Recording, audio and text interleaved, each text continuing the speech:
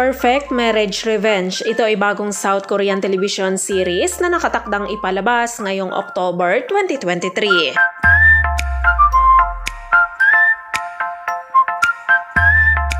Ang Perfect Marriage Revenge ay isang fantasy romance drama na nagsasabi sa kwento ng isang babae na pumasok sa isang kontrata ng kasal na naghahanap ng paghihiganti laban sa kanyang asawa at sa kanyang pamilya.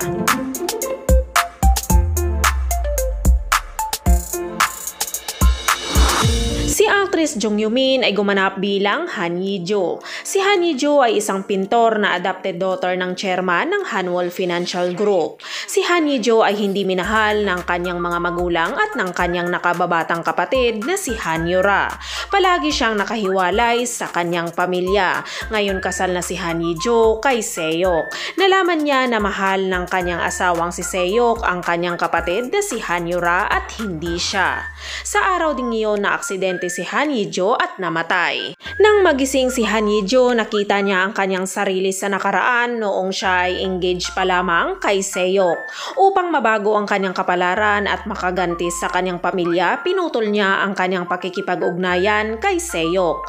Pagkatapos ay nilapitan niya si Seo Do-guk na gustong pakasalan ng kanyang nakababatang kapatid na si Han Yora.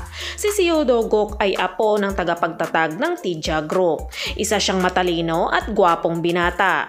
Gusto ni Han Ye-jo na pumasok sa isang contract marriage kasama si Seo Do-guk at kusang loob niyang tinanggap ito.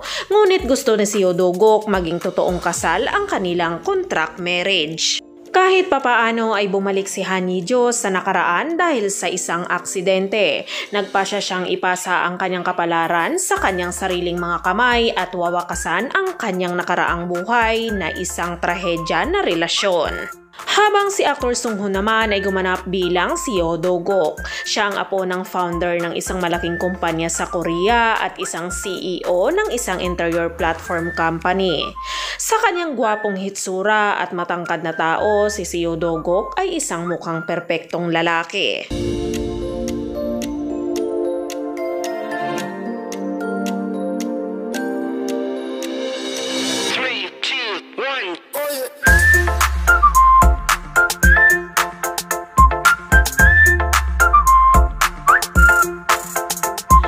Perfect Marriage Revenge ay binubuo ito ng 16 episodes at nakatakdang ipalabas sa MBN Network sa October 28 at ipapalabas ito sa araw ng Saturday at Sunday hanggang December 2023.